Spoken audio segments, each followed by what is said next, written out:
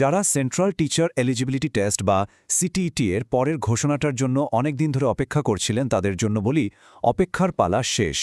কেন্দ্রীয় সরকারি স্কুলে শিক্ষকতার দরজা খোলার এই গুরুত্বপূর্ণ পরীক্ষার দিনক্ষণ অবশেষে সিবিএসই ঘোষণা করেছে।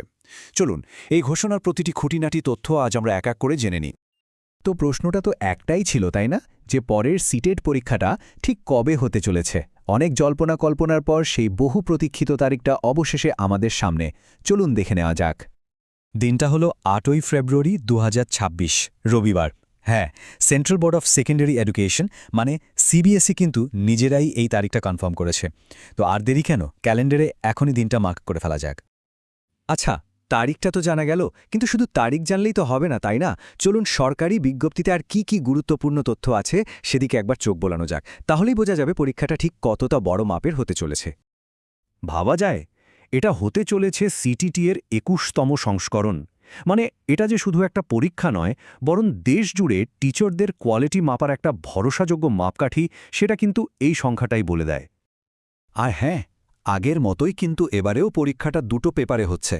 পেপার 1 হল প্রাইমারি লেভেলের জন্য, আর পেপার 2 হল আপার প্রাইমারি। তো পরীক্ষার্থীদের কিন্তু নিজেদের লক্ষ্যটা ঠিক করে সেই মতো প্রস্তুতি নিতে হবে। এই ব্যাপারটা কিন্তু সত্যিই দারুণ। পরীক্ষাটা সারা দেশে মোট 20টা আলাদা আলাদা ভাষায় দেওয়া যাবে। এর ফলে কি হবে, ভাষার জন্য কোনো যোগ্য প্রার্থী কিন্তু পিছিয়ে পড়বেন না।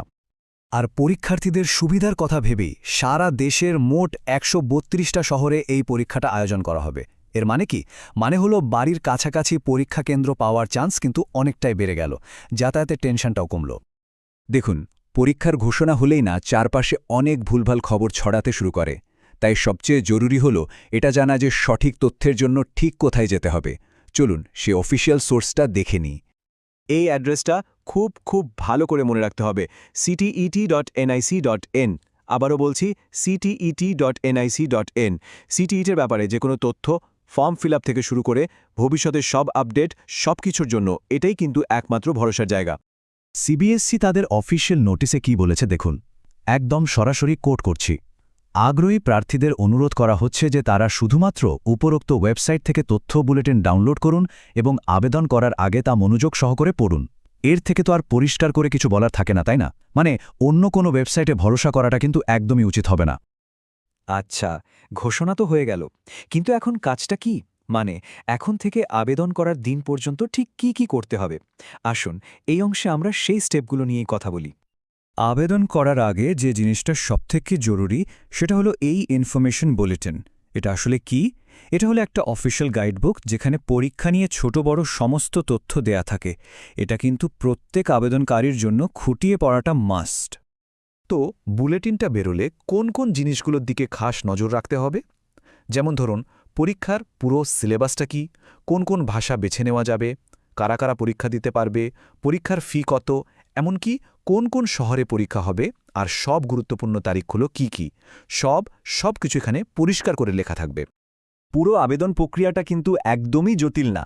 দেখুন, স্লাইডে যেমন দেখানো হয়েছে, জাস্ট এই 4টে স্টেপ ফলো করতে হবে।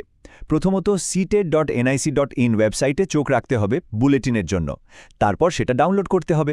3 নম্বর স্টেপ হলো প্রতিটি ডিটেলস মন দিয়ে পড়া, আর শেষে শুধু ওই ওয়েবসাইটের মাধ্যমেই অনলাইনে আবেদন করা।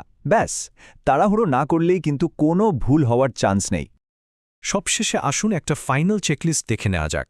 এটা ফলো করলে পুরো প্রসেসটা ঠিকঠাকভাবে করা যাবে আর ছোটখাটো ভুলগুলো এড়ানো যাবে। এই স্লাইডটা কিন্তু বলতে গেলে পুরো আলোচনার সারমর্ম। বাদিকে দেখুন কি অবশ্যই করতে হবে, যেমন সবকিছুর জন্য অফিসিয়াল ওয়েবসাইট ctet.nic.in ব্যবহার করা। আর ডানদিকে দেখুন কি একদমই করা যাবে না, যেমন অচেনা ওয়েবসাইটে ভরসা করা বা নিয়মকানুন না জেনেই আবেদন করে দেওয়া। এই সাধারণ নিয়মগুলো মেনে চললেই কিন্তু সব ঠিকঠাক থাকবে। তাহলে পরীক্ষার তারিখ তো ফাইনাল। এবার আসল প্রশ্ন হলো, এই চ্যালেঞ্জটা নেওয়ার জন্য প্রস্তুতি কতটা? হাতে কিন্তু খুব বেশি সময় নেই, তাই এখন থেকেই একটা ভালো প্ল্যান করে প্রস্তুতি শুরু করে দেওয়ার এটাই কিন্তু সেরা সময়। সবার জন্য অনেক শুভেচ্ছা রইল।